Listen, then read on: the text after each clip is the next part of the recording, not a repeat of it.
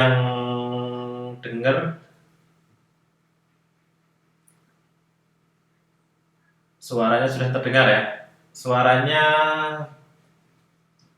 enak, kurang gede atau gimana teman-teman? Oke, teman-teman, audionya lupa dimakan. Udah dengar suaranya? Oke, siap, kita mulai ya. Karena waktunya kita hanya 1 jam. Bismillahirrahmanirrahim. Assalamualaikum warahmatullahi wabarakatuh, teman-teman semua. Terima kasih sudah hadir di sini di acara webinar kita yang kedua ya. Semoga kita bisa setiap minggu. Kalau nggak bisa kopdar, kita bisa webinar. Moga-moga itu jadi ladang amal buat kita semua ya. Hari ini kita akan membahas topik yang sangat seru, mengharukan, dan membuat mengernyitkan dahi karena yang pertama materinya berbahasa Inggris, yang kedua aku nggak bisa jelasin.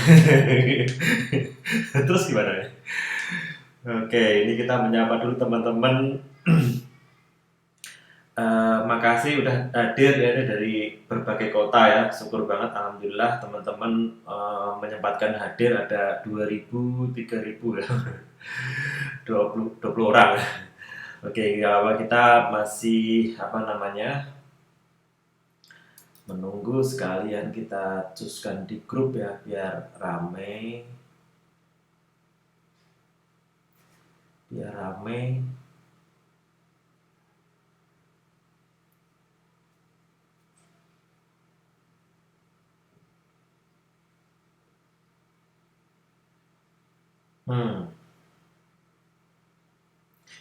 Oke, kita mulai ke materi, dan topik utama hari ini adalah campaign optimization, kemudian bid auction, strategi, oke, salamnya. Kemudian materi-materi yang lain yang akan kita akan kita cover hari ini. Moga teman-teman bahwasanya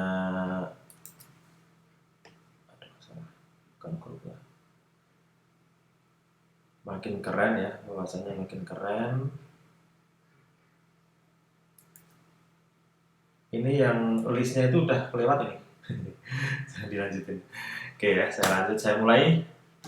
Teman-teman, terima kasih udah ada di sini dari berbagai kota. Makasih banget udah datang di YouTube-nya.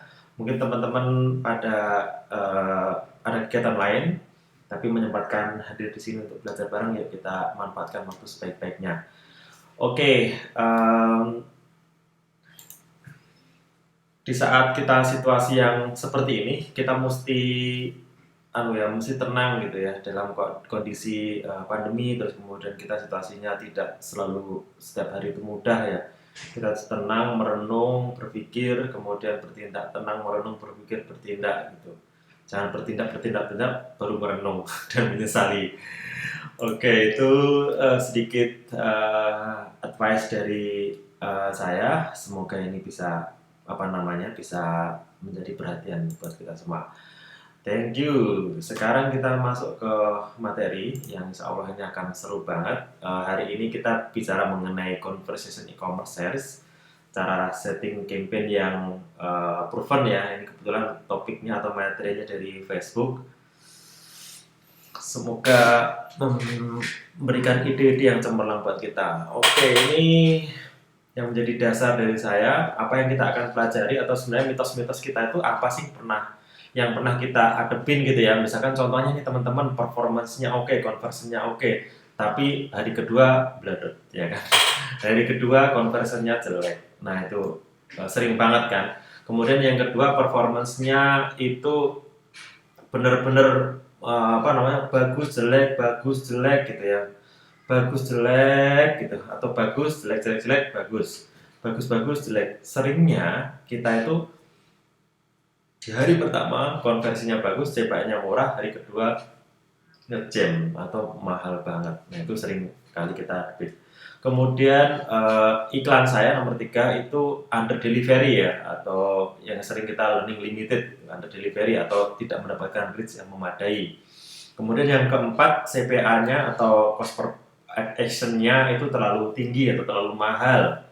Kemudian yang kelima, saya butuh kontrol ke audiens saya untuk mengoptimasi performance dan mengerti aset mana yang working. Nah, ini kadang-kadang kita bingung, asetnya kebanyakan, kemudian campaign-nya kebanyakan, itu justru malah nggak efektif dan efisien. Itu problematika kita semua ya. Semoga itu jadi crying shoulder tempat kita untuk sama-sama melihat, oh ternyata strateginya kayak gini nih. Nah, saya akan ceritakan nanti di akhir atau di materi-materi ini, saya akan mengcover hal-hal penting aja sehingga teman-teman, oh ini kalau problemnya ini saya beginiin, problemnya ini saya beginiin, problemnya begini saya akan beginiin. Udah tau lah ya caranya ya. Kemudian yang menjadi topik kita hari ini adalah mensimplifikasi campaign structure sehingga campaign structure kita itu lebih simple, sederhana, enggak bertele-tele, terus kemudian kayak hutan rimba ya, itu campaign-nya banyak, asetnya banyak gitu. Oke. Itu bukan hal yang salah juga selama itu convert ya, selama itu profit, tapi ada sesuatu yang kita bisa optimasi supaya campaign kita lebih baik. Yang pertama, saling mengkonsolidasikan antara aset sehingga learning base-nya itu cepat exit ya, cepat selesai. Kemudian yang kedua, meningkatkan liquidity ya, fleksibilitas dari placement itu. Kemudian mengurangi frekuensi cap dan jumlah perubahan secara manual ya, yang membuat learning base-nya kembali jalan. Kemudian hari ini kita akan cover tentang cara Facebook melakukan auction. Mereka tuh ngitung auction itu kayak apa sih sebenarnya. Kemudian yang kedua learning base. Yang ketiga mitos-mitos learning base. Kemudian best practice-nya atau perbaikannya apa. Yang keempat kita akan tanya jawab ya, tanya jawab. Tapi kalau lebih dari 1 jam nanti tanya jawabnya lain kali. Oke. Berikutnya kita akan belajar Facebook auction itu seperti apa ya. Facebook auction itu kayak apa sih sebenarnya, realitanya itu kayak apa gitu. Facebook auction itu melihat dua hal, nilai atau value untuk bisnis dan nilai atau value untuk customer atau audiens kita ya, atau orang yang ada di Facebook. Ini bermanfaat buat bisnis kita, tapi juga harus bermanfaat buat audiens di Facebook. Jangan sampai itu digunakan atau dibutuhkan oleh kita sebagai pemilik bisnis, tapi bagi customer, bagi audiens atau user itu mengabuse atau tidak bermanfaat atau malah membuat merugikan customer, audiens. Itu yang dihindari oleh Facebook. Nah, harapannya antara bisnis atau kebutuhan kita sebagai pemilik bisnis sama user yang ada, audiens kita itu benar-benar matching ya. Misalnya kita menjual produk tembakau nih. Nah, tembakau ini penting buat bisnis kita, tapi nggak memiliki value atau tidak diharapkan oleh sebagian besar audiens kita. Contohnya begitu. Kemudian bagaimana iklan itu muncul di Facebook. Nah, ini. Yang muncul di Facebook atau iklan itu muncul pertama kali memenangkan auction atau pertempuran ya, persaingan antara campaign akun satu dengan kompetitor kita. Itu asal muasalnya dari mana sih? Yang pertama karena rating sistem yang dibuat oleh Facebook ya. Jadi ada di advertiser control di sisi kita sama di Facebook control. Di Facebook control itu artinya audiens itu placementnya ditempatkan di mana, umur di mana, kemudian interest behavior dan lain sebagainya di mana. Kemudian kalau di sisi kontrol kita itu adalah budgetnya berapa, ya kan? Budgetnya berapa? Kalau budgetnya gede kita kan selalu nomor 1, tapi biayanya mahal. Itu hal yang simple yang kita bisa mengerti ya dari sisi Facebook, kan pasti mereka algoritmanya sangat rumit. Tapi di mata Facebook itu sebenarnya sederhana di sisi kita sebagai advertiser dan Facebook sistem atau algoritmanya sebagai pemilik platform. Kemudian yang berikutnya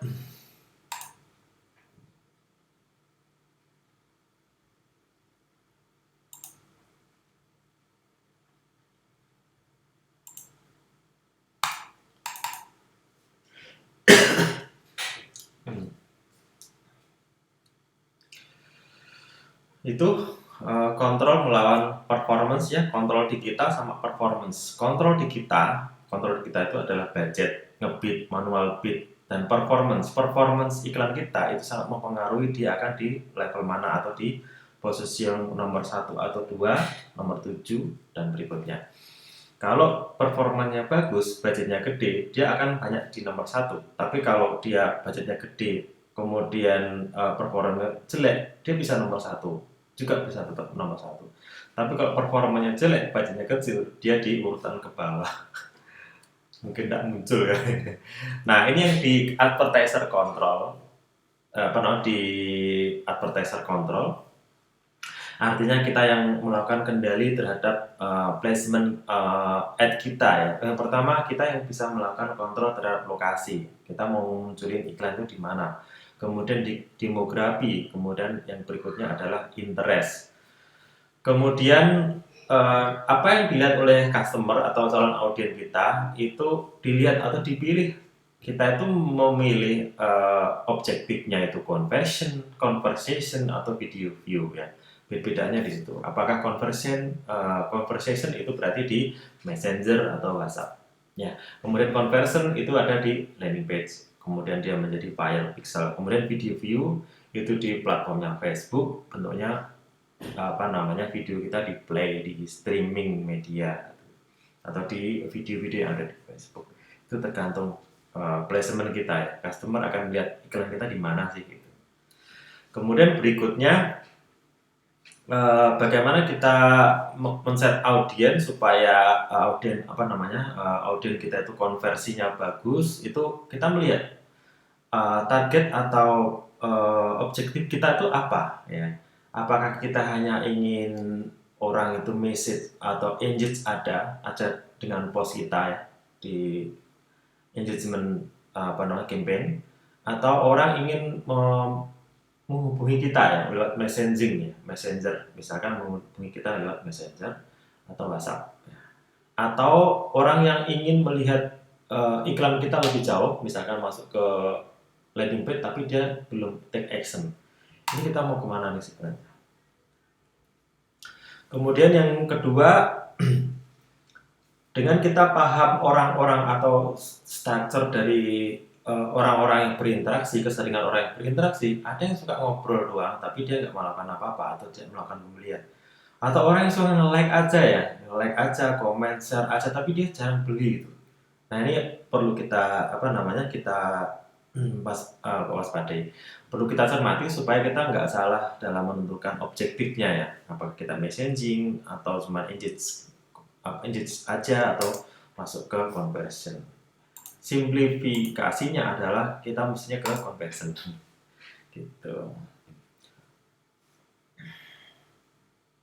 Kemudian yang berikutnya, kenapa kita memilih multiple ad dibandingkan satu ad di dalam ad set? Ini dengan multiple ads, maka campaign ad dalam ad set itu akan teroptimasi dengan lebih baik kalau kita menggunakan satu ad aja ya. Dengan satu ad itu akan lebih baik. Yang kedua adalah itu akan menghindari audience blind ad ya, blind ad. Orang melihat iklan kita berkali-kali, dia lihat, tapi dia nggak melakukan action apa, itu iklan tadi itu, iklan yang tadi, sehingga dia nggak akan terlalu melihat. Kemudian mesin learning kita, teman-teman mungkin pernah lihat asetnya, ke learning limited, kemudian learning base, kemudian aktif gitu ya, itu asal muasalnya dari mana? Yang pertama input ya. Customer tahu bahwa kita itu membutuhkan produk kita, bahwa dia membutuhkan produk kita, itu inputnya. Kemudian ada fase training di mana selama 7 hari ad set itu mesti mencapai 50 konversi ya. Kalau dia nggak mencapai 50 konversi, dia akan masuk learning limited. Di masa itu adalah learning phase ya. Terus kemudian outcome-nya yang terakhir atau hasilnya apa? Lead gen. Kemudian form, short form, long form, JDWA dan lain sebagainya, itu outcome atau resultnya. Itu learning phase, teman-teman. Ini banyak sekali pertanyaan mengenai learning phase. Learning phase itu apa sih? Nah, kayak gini nih. ya. Conversion rate-nya dia akan fluktuatif selama 7 hari, selama 1 sampai 7 hari. Kemudian kita akan masuk ke fase ini. Ini sistem yang kita kenali ya. Dimana ketika di awal-awal di hari pertama kedua conversion rate-nya itu mungkin banyak, tapi CPA-nya mahal banget karena mereka sedang belajar bagaimana sistem di Facebook, sistem delivery Facebook mengenali audiens kita ini bayarnya siapa sih gitu. Ini contoh data di mana selama 7 hari outset kita mesti mencapai 50 konversi selama 7 hari. Kalau teman-teman ngecek di outset itu akan seperti ini ya. Aktif, learning ya, learning base, kemudian approve. Nah, ini bisa dicek di sini. Kalau di short seperti ini, learning base progress since 1 April 2018 ya. Ini direkomendasikan 50 ya, 50 untuk 7 days click dan 1 day view attribution window gitu ya. Nah, selama itu maka itu masuk ke learning base. Ini ada hijau bar chart-nya, kalau dia udah mencapai 50 dia akan ke sini dan itu 7 hari. Ternyata ada yang udah 7 hari dia udah masuk ke learning limited. Nah, itu glitch-nya ya. Nah, kemarin saya udah jawab di grup, teman-teman boleh cek ulang. Ini di last significant edit kapan ya? Kapan di sini? Kadang-kadang yang menurut kita itu udah 7 day ternyata atau baru 2 hari ternyata sudah 7 hari. Nah, tapi memang nggak sempurna juga, kadang-kadang Facebook ada glitch-nya sedikit. Terus kemudian mereka akan perbaiki dengan cepat. Oke, saya ulang, kita mesti 50 konversi selama 7 hari untuk membuat learning fasenya itu finish, selesai, lulus selama maksimal 7 hari.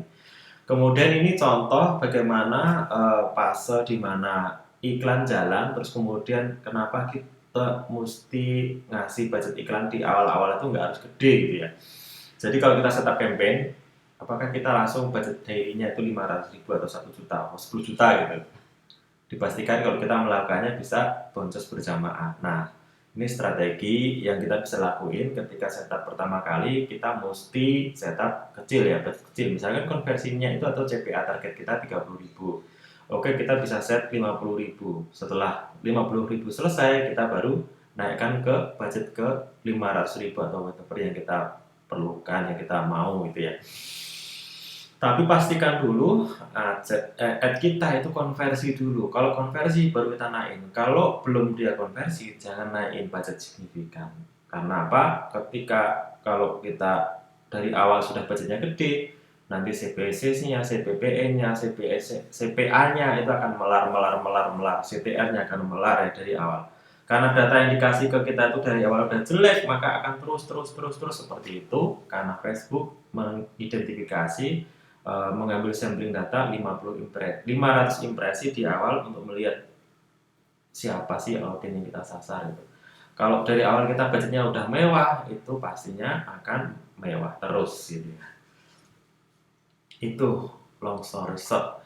Kemudian dengan adanya simplifikasi budget, kemudian penataan budget, maka akan berpotensi untuk menurunkan cost sampai ke 15% ya, dan bisa-bisa lebih banyak.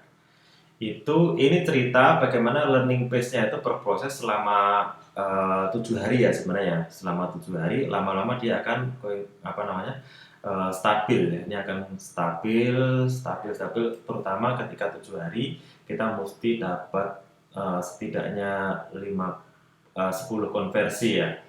50 konversi. Sehari 10 konversi, bukan 50 konversi. 50 konversi selama 7 hari. Sehingga kita bisa hitung. Kemudian best practice-nya seperti apa nih? Saya selalu mengulang-ulang struktur campaign ini supaya teman-teman, struktur campaign-nya kayak gini, nggak ribet ternyata, kemudian simple gitu, enak gitu ya. Itu yang kita implementasikan dan kita udah praktekin. Saya juga udah show live ketika kita ada kopdar ya. Ya kira-kira seperti itulah, nggak ribet. Kemudian kayak apa nih teman-teman kalau punya campaign yang seperti ini, campaign 1, asetnya 1, produk aset 2, produk aset 3. Misalkan kita punya produk itu ada 3 biji ya. 3 biji itu semua baju A, baju B, baju C, baju gamis A, baju gamis B, baju gamis C. Daripada kita masing-masing produk itu asetnya beda, maka kita bikin aja satu aset, tapi produknya ada 1, 2, 3. Jadi di dalam aset itu ada 3 produk, ya, ada 3 produk. Dengan adanya 3 produk, mereka akan teroptimasi dengan sendirinya dan akan melihat, oh ini produk ini bagus, ini enggak bagus, ini bagus, enggak bagus ya. Tapi dia ada di dalam satu aset. Ini akan memudahkan campaign meningkatkan optimasi. Ya seperti ini, ketemu 60 konversi akan sering stabil. Nah ini campaignnya teman-teman sering kayak gini nih. Sama kayak punya saya juga. Jadi campaign 1 itu aset A, 1B, 1C. 1D, kemudian campaign 2, 2A, 2B, 2C, 2D. Ini seperti ini. Kemudian ada juga yang campaign 1 aset, 1E. Nah, campaign 2 asetnya 2. Campaign 4 asetnya 1 ya, 1 tapi nomor 4 gitu. Nah, ini yang menyebabkan aset 1 sama aset 2 berpotensi untuk overlapping. Contoh nih ya, campaign 1 memang beda tuh asetnya. Tapi kalau interestnya misalkan produknya diet sama penurun badan, kira-kira orangnya sama atau beda? Ketika dicek audien overlapping, dia berpotensi dan hampir sebagian besar audiennya sama. Sehingga orang yang seharusnya itu orang yang sama, misalkan kita suka sama baju kan nggak mungkin kita nggak suka sama celana kan? Ya pastinya suka baju sama celana. Nah kalau kita bedain asetnya, maka yang satu kita cari dasar audien yang suka baju, yang aset 2 kita sasar ke audien untuk celana. Padahal sebenarnya orangnya kan sama, artinya kita akan membayar 2 kali dari budget iklan yang seharusnya kita hanya 1 kali. Nah, ini dia campaign structure-nya itu prospecting ya. Jadi ada 2 aset 1A kemudian aset 1B dicampur jadi satu dalam satu campaign sehingga ini terkoordinasikan oleh campaign-nya tadi ya. Terus kemudian yang kedua campaign 2 retargeting aset 2A sama aset 2B. Jadi retargeting yang page view 30 days, kemudian atuca 30 days ini ada di sini. Tapi di sini aset-aset yang menyebar kayak gini bisa disatuin ya, bisa disatuin dalam bentuk seperti ini sehingga lebih efisien gitu. Terus kemudian budgetnya juga lebih efisien. Kemudian step berikutnya yaitu menyambung atau mengkombinasi placement ya, placement itu apa ya? Placement itu seperti ini, ada Facebook, Instagram, Audience Network, Facebook, Instagram, Audience Network. Daripada kita memisahkan interest aset A pakai Facebook, aset B pakai Instagram, aset C pakai Audience Network, aset D menggunakan menggunakan apa nih? Aset D menggunakan Messenger gitu. Serem banget.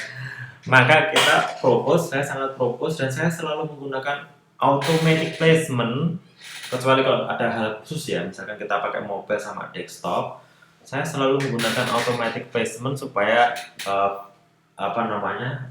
flexibility, terus kemudian scaling itu lebih enak, lebih mudah gitu ya.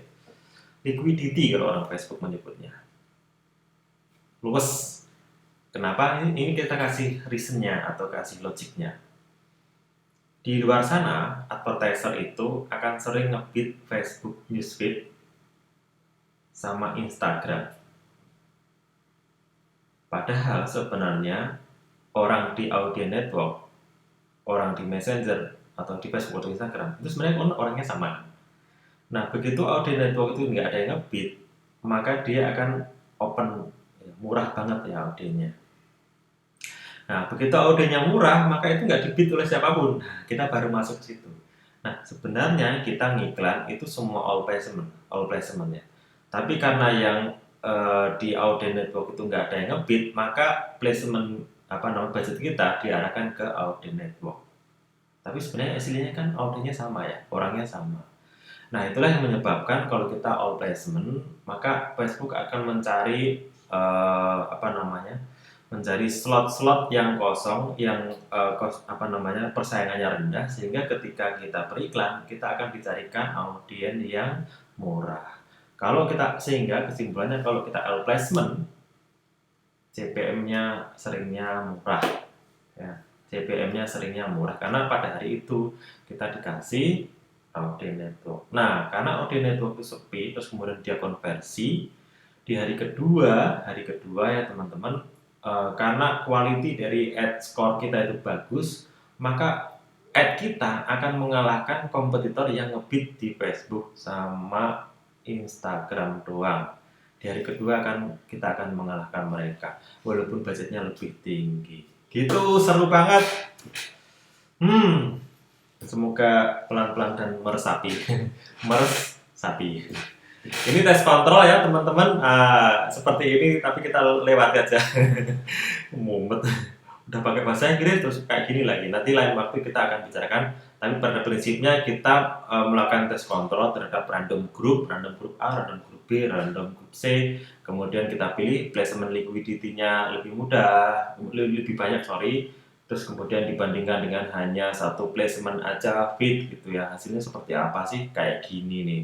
Ya, resultnya 70% lebih baik, campaign optimization conversionnya, CPC-nya juga lebih murah, kemudian efisiensinya bisa naik 5%. Bayangin ya, ini kalau kita optimasi, kita naik PPN 11%.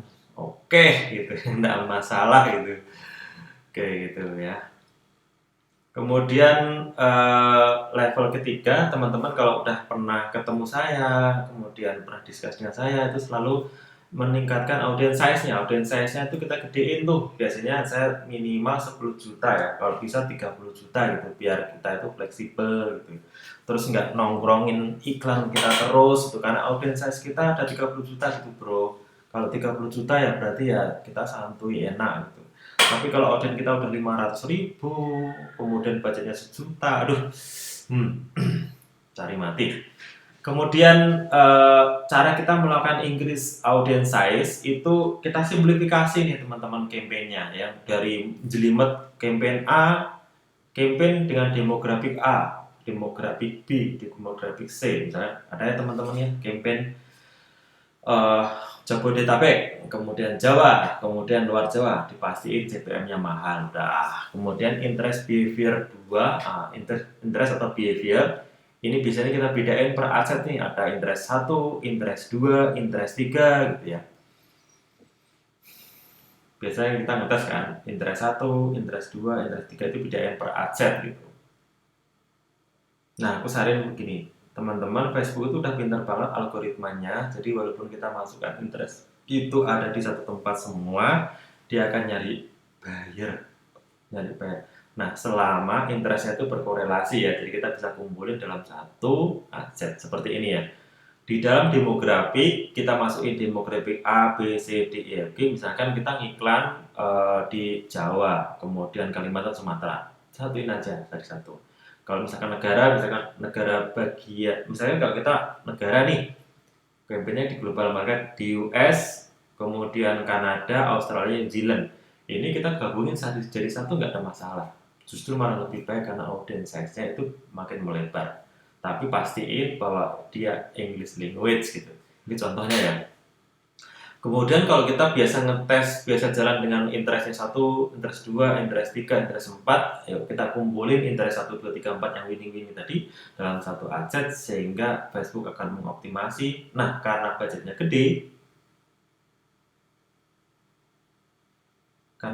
gede, maka dia akan selalu ada ya, audiensnya itu cukup untuk dinaikin budgetnya. Bayangin kalau misalkan satu aset audiennya itu hanya 1 juta, terus budgetnya kita 20.000 aja ya, terus kemudian kita mau naik 50.000, oke masih oke. 100.000 agak oke tapi mahal. 500.000 udah melar. Maka salah satu cara untuk memperbaikinya yaitu di merger aset itu, interest itu dalam satu aset. Demikian pula dengan LAA ya. Dulu kita seringnya begini ngetes LAA 1, LAA 2, yang ketiga. Karena biasanya LAA itu kita bikin 10 ya kan, 10, 1%, 2%, 3%, 4%. Saya gabungin supaya lebih efisien. Nah, biarkan Facebook untuk mencari bayarnya gitu. Kemudian meningkatkan budget flexibility Seperti apa? Dengan kita menekankan budget, maka sebenarnya itu kita targetnya adalah ingin mendapatkan 50 konversi. Ingin mendapatkan 50 konversi. Dengan kita mendapatkan 50 konversi, maka learning pace-nya itu akan terlewati dan kita nggak akan masuk ke learning limited. Karena kalau masuk ke learning limited, dia akan floating ya. Dia nggak akan sampai ke optimasi. Oke, teman-teman bilang, oh nggak apa-apa kok, learning limitednya juga budgetnya oke sih gitu. Maksudnya CPA-nya masih oke, nggak apa-apa juga. Tapi ketika kita mau naik budget yang skala lebih besar, nggak memungkinkan karena begitu kita naik budget dia akan melar. Itu logikanya. Kenapa kalau campaign-nya itu masuk ke learning limited, kita pastiin harus ke aktif dulu atau mencapai 50 konversi selama 7 hari, baru kita edit ke step berikutnya yaitu ke manual bid. Nah, kalau posisinya masih learning limited kita masukkan ke manual bid, itu akan wow gitu ya kan, kayak roller coaster gitu. Step berikutnya kita nggak bisa jalanin yaitu manual bid. Kalau kita pakai bid cap ya teman-teman yang kemarin tanya pakai bid cap, pastikan bahwa budgetnya itu cukup ya, hitung-hitungannya cukup ya. Nah, bid cap itu biasanya akan spend sekitar 10-20%. Jadi kalau misalkan kita pengen spending 2 juta, budgetnya mesti 10 juta. Tapi CPA-nya dikecilin gitu, jangan gede. Kalau gede ya bisa wow nanti ya itu. Itu kemudian mitos-mitos yang menyebabkan signifikan edit itu apa ya, atau materi kita yang terakhir ini. Teman-teman, yang pertama dari sisi budget, jumlah bidnya ya, misalkan budget kita rubah itu udah signifikan edit di sisi campaign level. Kemudian kita ngebid turunin dari sekian ke sekian, itu udah signifikan edit. Kemudian placementnya kita rubah juga berganti. Bid strategi dari CPO ke non CPO itu udah otomatis. Kemudian yang berikutnya aset, kita merubah targeting udah otomatis jadi learning phase lagi. Optimization event, learning phase lagi. Adding new kreatif, menambahkan kreatif baru, kemudian bid strategi, jumlah bidnya, kemudian budgetnya. Ini pertanyaan buat teman-teman yang kemarin. Mas, kalau aku matiin sehari itu nanti learning phase lagi enggak? Ini yang bikin Facebook loh ya, bukan saya. Di pause for over 7 days itu baru learning phase kembali. Jadi kalau 4 hari, 5 hari, 2 hari, atau baru sehari atau beberapa jam itu enggak signifikan edit gitu ya. Tapi apakah benar Mas? Ketika nanti mati terus nyala kembali, biasanya kalau agak lama dikit dia akan melar dulu tapi dia akan kembali ke positioningnya. Kemudian kalau di level add itu semua perubahan yang ada di add itu akan signifikan edit, mengedit tag, headline, gambar atau menambahkan add baru walaupun untuk post ID itu edit signifikan. Oke, yang di luar itu edit signifikan enggak? Enggak. Oke, sebenarnya ini resultnya ya buat teman-teman yang lain. Terus kemudian kita nggak akan cover, ini nggak akan cover juga. Sampailah kita di pertanyaan.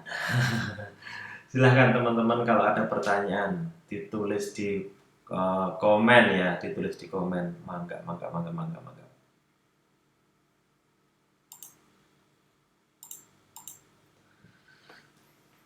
Oke, sebelum kita mulai ke pertanyaan, kita masih punya waktu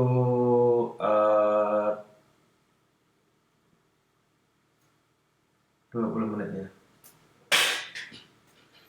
Ini dari Mas Erik Wibowo ya. Sebaiknya retargeting membuat ad baru ataukah memakai ads lama? Kalau membuat ads baru, interaksi belum ada, apa bisa meyakinkan customer? Ini pertanyaan bagus banget nih. Kalau kita membuat kalimat atau iklan retargeting, maka mestinya ad baru atau kalimatnya itu beda ya. Kalimatnya mesti beda teman-teman. Nah, kenapa mesti beda? Karena yang kita sasar adalah orang yang sudah nongkrong di situ, orang yang sudah nongkrong di landing page kita. Kalau nongkrong di landing page kita, kenapa bahasanya sama? Nah, kita approach dengan kalimat seperti ini. Tapi jangan dikopas lah ya. Hai Kak, kemarin kok nggak jadi order? Kita udah nyiapin, ini tag nih ya, di tag. Kita kemarin udah nyiapin promo atau diskon buat Kakak gitu. Nah, itu tagnya. Kemudian headline-nya diskon atau bonus hari ini untuk yang apa namanya? Diskon khusus untuk promo yang kemarin habis nonton iklannya misalkan. Tapi nggak gitu-gitu juga kali. Artinya kita memberikan perlakuan yang spesial kepada audiens yang sudah sampai ke landing page, tapi apa namanya, kalimatnya mesti personal ya, kalimatnya mesti personal. Kenapa personal? Supaya oh aku kemarin udah nonton nih, udah lihat sudah sampai ke landing page, tapi aku nggak ngecek out. Nah ini di call out seperti itu. Gitu. Panjang ceritanya. Kemudian pertanyaan dari Mas Andri Prasetya, Mas Andri, sebaiknya retargeting membuat saya sering baru 3 hari start aset udah limit learning, itu kenapa ya? Nah ini sama ini pertanyaannya. Harusnya kan dia 7 hari ya, 7 hari sudah baru ke learning limited, itu sama kurang lebih. Nanti insya Allah kalau ada kesempatan akan saya tanyakan ke Facebook. Baru 3 hari udah learning limited, harusnya kan 7 hari ya. Nah ini glitch di Facebook. Kemudian yang kedua dari Mas Irwanto Lim. Mas Yoyo selalu pakai, yang panggil saya Mas, saya doakan semoga sehat selalu. Kemudian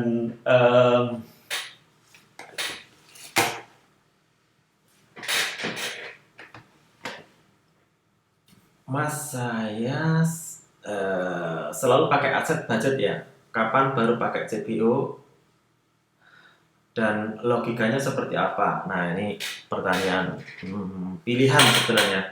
Kita pakai CPO non CPO tergantung tugas dan keperluannya atau kepentingan kita. Misalkan kita pengen supaya aset itu independen, masing-masing teroptimasi dengan sendirinya, dan kita mau mengoptimalkan masing-masing aset itu bisa optimal dan memberikan kontribusi yang khusus. Nah, kalau kita setting CPO sebenarnya itu adalah strategi kita melakukan pengujian terhadap antar aset. Tapi kalau yang kita ceritakan tadi itu sebenarnya scaling base, di mana aset itu berdiri independen dan dia hanya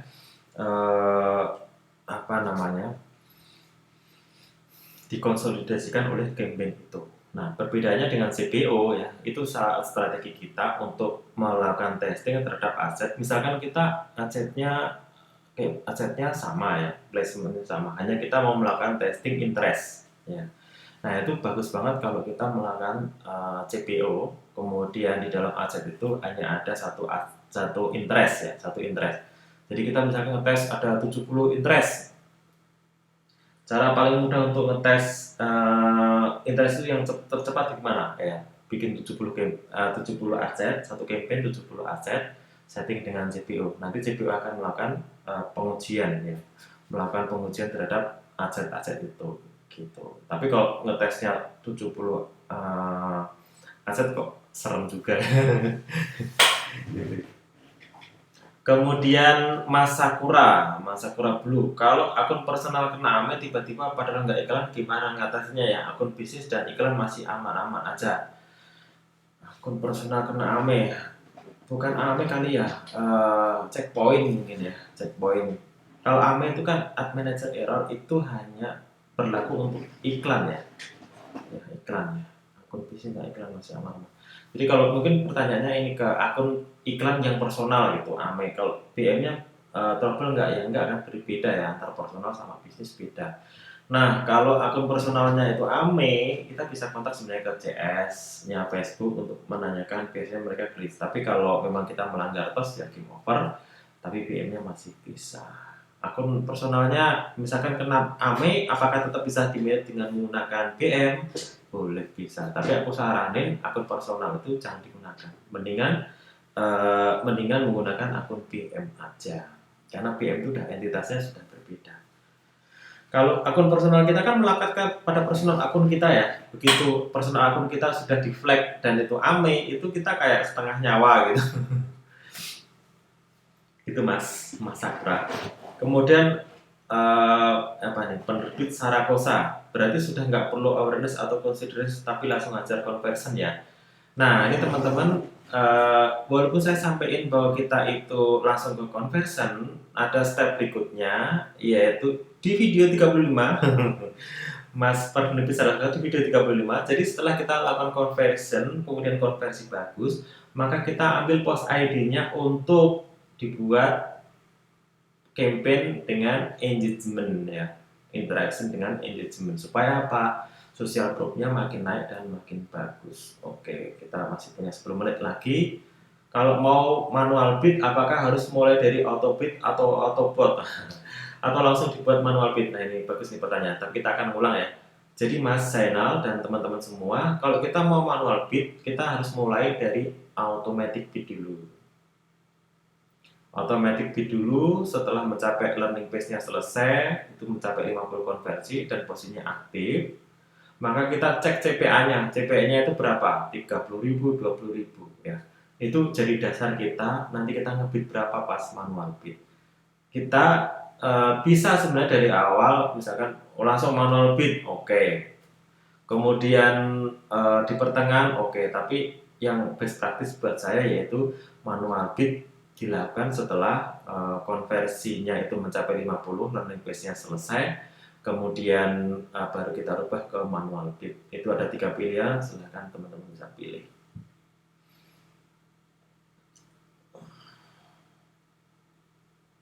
Kalau learning limited, cara ngatasinya gimana? Nah, ini pertanyaan. Learning limited itu terjadi ketika last significant edit, terus kemudian last significant edit, terus kemudian dihitung selama 7 hari, dia nggak konversi sesuai dengan yang dibutuhkan, yaitu 50. Caranya gimana supaya learning limitednya itu berubah? Ya, paling gampang sebenarnya dirubah ke significant edit, learning limitnya hilang. Dia akan learning phase baru gitu. Tapi itu sebenarnya bukan itu ya. Artinya kalau iklan mencapai learning limited itu karena nggak konversi dengan baik. Empat materi yang saya sering sebutin itu nggak mencapai gitu, sehingga masuk ke learning limited gitu. Terus kemudian untuk Mas Adi Suhendra, untuk mencapai 50 konversi selama 7 hari, berapa minimal budget untuk satu campaign, Mas Yoyo? Tergantung CPA-nya ya. Teman-teman kalau CPA-nya 30.000, sehari minimal 10. Berarti minimal budgetnya adalah 30.000 kali 10 atau 300.000 untuk adset gitu. Sehingga sehari 10 selama 5 hari, dia akan mencapai 50, Mas Adi Suendra. Ketika sudah mencapai 50 ya sudah, berarti sudah tercapai.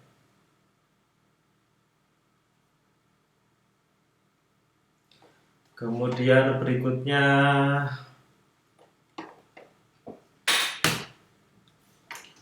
twing ya, berputar-putar.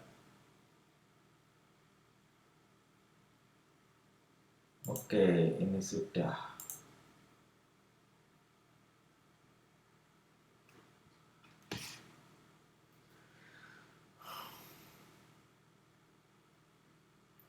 Kemudian kalau per konversinya 50.000, pasang budget di awal berapa? Kalau 50.000 dari kecil juga misal.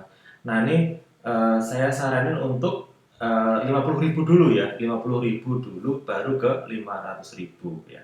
50.000 kalau konversi baru dirubah cepat ke 500.000 gitu. Kemudian di strategi bidding, pas kita pilih target cost, ada notif Facebook akan menghapus, suruh ganti. Terus ngomong kan hapus lah punyanya dia. Selama itu masih ada ya kita pakai, kalau hilang ya nggak usah dipakai gitu. Nah, cara mensikapinya ikhlasan saja, mau itu punya dia. Pastinya ketika dia menghapus ada benefit dan non benefitnya ya buat kita atau buat mereka. Kemudian oke.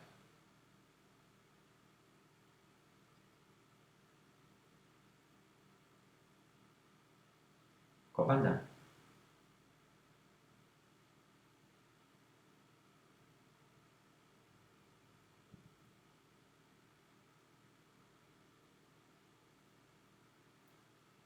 Mas Andi Arif Ramadan, Mas kalau mau tanya, kalau mau buat ad baru dan promo bagusnya seperti apa? Ih, ini pertanyaannya terlalu melebar.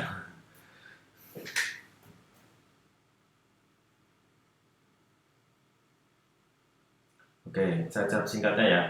Kalau teman-teman seperti ini, terus kemudian pengen membuat campaign dengan promo baru, maka jangan menggunakan campaign yang sudah jalan. Karena kalau kita menggunakan campaign yang sudah jalan, dia akan ke learning limited lagi. Kemudian untuk funneling iklan,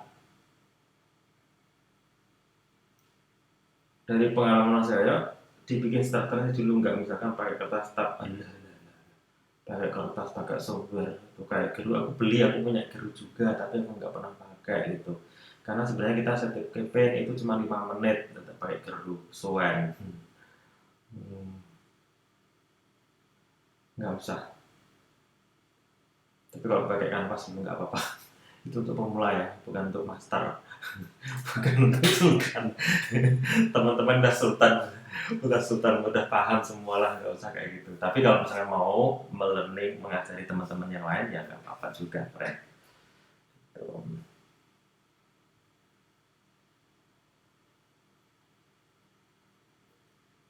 Oke, ini kita cek koneksinya.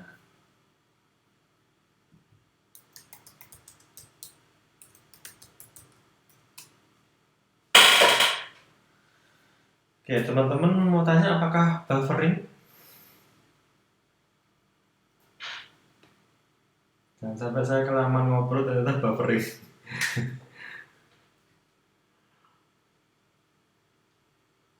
Oke, nah ini sepertinya karena koneksinya yang nggak maknyus ya sehingga terjadi buffering, maka pertanyaan-pertanyaan akan kita tuh catat di sini, simpan, terus kemudian nanti akan kita jawab secara one by one ya, karena kalau jawab seperti ini kan nggak enak juga ya.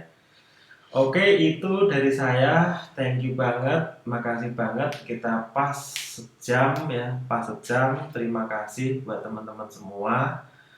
Yang pertanyaannya belum dijawab, mohon maaf sebesar-besarnya.